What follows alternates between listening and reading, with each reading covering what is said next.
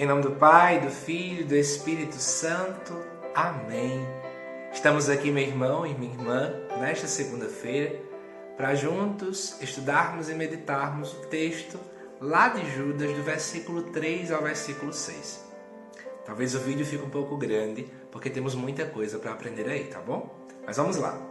Vai dizer o seguinte: Amados, enquanto estava todo empenhado em escrever-vos a respeito da nossa salvação comum, tive de fazê-lo por uma razão especial, para exortar-vos a combaterdes pela fé, uma vez por todas, confiado aos santos. Aqui a gente percebe que Judas estava a escrever outra coisa, sobre a salvação em comum.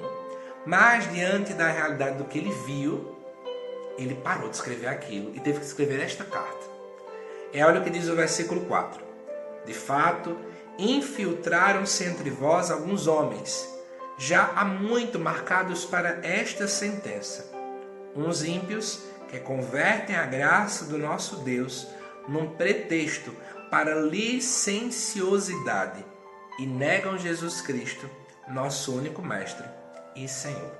Antes de prosseguir, vamos dar uma pausa nesse versículo 4, porque ele tem muita coisa para nos ensinar. Em primeiro lugar, veja que o grande perigo, segundo aqui vai nos dizer, estava dentro da própria igreja. Isso porque Judas disse que ele teve que combater pessoas que infiltraram-se ali dentro.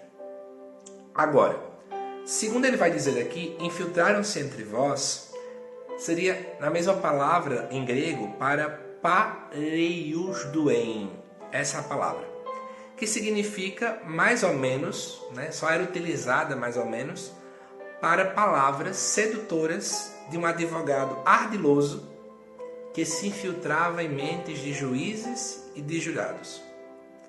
Ou seja, mostrava que essas pessoas que tinham infiltrados eram como um advogado que vem só para colocar erva daninha na cabeça do povo. Eram pessoas ruins.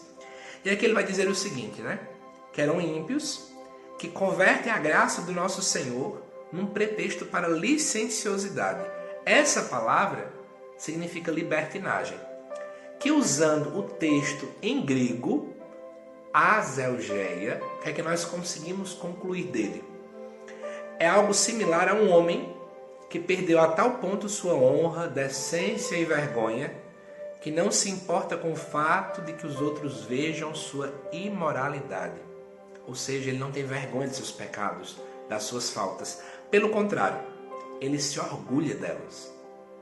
Esse povo que se infiltrou naquela comunidade, eles na verdade estavam nem aí mais para nada na vida. E a gente consegue deduzir, segundo os estudiosos, que na verdade provavelmente estava naquela comunidade uma visão do chamado gnosticismo. O que acontecia? Eles se sentiam tão de Deus, mas tão de Deus, tão espirituais, tão salvos, que eles diziam assim: sabe de uma coisa? A gente faz o que a gente quer agora da vida, que a nossa alma já está salva. Vamos pecar com o corpo, porque o corpo vai ficar aqui na terra mesmo. Era essa a visão que o gnosticismo tinha. Para piorar a situação, aqui vai dizer que eles negavam Jesus Cristo como nosso Mestre e Senhor. A gente não sabe se eles abandonaram Cristo, se eles não tinham uma vida coerente, ou se é porque eles nem acreditavam que Jesus tinha vindo de verdade. Mas veja, era um povo problemático. E aí começa agora o momento em que Judas começa a rebater a visão desse povo. Vamos lá. No versículo 5. Quero trazer-vos à memória, embora já saibais tudo de uma vez por todas, que o Senhor, depois de ter libertado o seu povo da terra do Egito, destruiu os incrédulos. Lembra que eu falei no vídeo introdutório que íamos ter muita coisa do Antigo Testamento? Essa é a primeira coisa.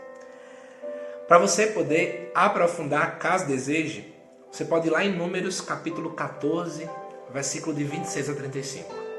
De fato, já tinha se libertado o povo do Egito, mas Deus destrói aqueles que são incrédulos.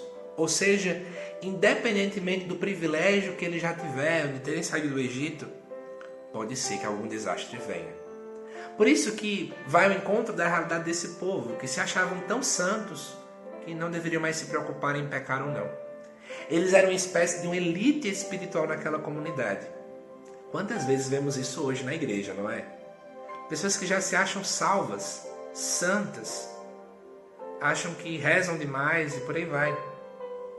Enfim. Depois, no versículo 6, para terminar nossa meditação, diz assim: E quanto aos anjos que não conservaram sua primazia, mas abandonaram sua morada, guardou os presos em cadeias eternas sob as trevas para o julgamento do grande dia. Vamos explicar um pouco dessa parte, que é a parte mais difícil, mas eu trouxe tudo bem anotado para você. Os judeus, eles tinham uma doutrina muito clara em relação aos anjos. Eles acreditavam, inclusive, que cada país tinha o seu anjo presidente. E aí, essa história narrada aqui dentro, da carta de Judas, ela na verdade se encontra lá no livro de Enoque, que é um livro apócrifo, ele não está na Bíblia, mas boa parte dos judeus conheciam naquele tempo. E o que diz nesse livro? Vou dizer aqui para você em resumo. Se acreditava que tinha havido uma guerra civil lá no céu e os anjos se levantaram contra Deus. E aí foram expulsos do céu Lúcifer, que era o chefe dessa rebelião. Por que Judas citou isso aqui? Para dizer o seguinte, olha, eles eram anjos, mas abandonaram o seu estado original, porque eles desejaram ser como Deus, ambicionaram uma posição que não eram deles. Arrogância e rebeldia desse povo. Ou seja, ainda que eles fossem anjos, que estivessem no céu, sem nenhum tipo de pecado, mesmo estando na presença de Deus, eles pecaram. Quanto mais esses pobres coitados que estavam naquela comunidade. Deu para entender toda a construção teológica feita na carta de Tiago? Ou melhor, na carta de Judas? Então, o que é que nós podemos refletir agora sobre tudo isso? Será que nós também muitas vezes não somos assim? Vou falar, por exemplo, sobre o sacramento da confissão. Muita gente diz, não vou buscar me confessar. Eu todo dia antes de dormir eu converso a Deus sobre os meus pecados. Não vou procurar porque um padre é um pecador que nem eu. Você está começando a se colocar superior. Se for o próprio Jesus quem nos deixou este sacramento. É bíblico, está lá nos evangelhos, pode olhar. Quantos de nós também não queremos pedir perdão ao outro, porque nos sentimos superiores. Ele que venha me pedir perdão. Eu não vou lá, eu não vou me rebaixar. Quantos de nós dizemos isso? Somos chamados à prática da humildade. Veja, em Números, tinham saído do Egito, mas caíram. Veja no texto de Enoque, eram anjos, mas caíram. Aquele que está de pé, tome cuidado para não cair. É bíblico.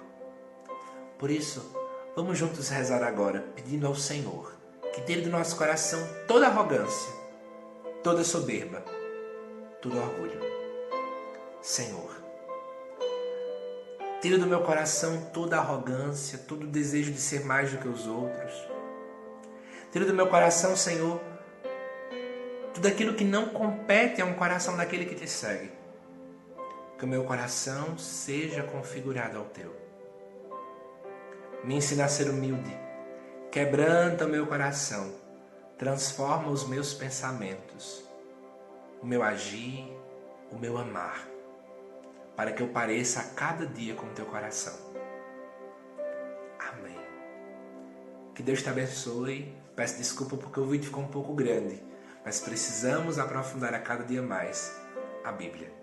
Que Deus te abençoe. Até amanhã para mais textos dentro da carta de Judas. Até lá.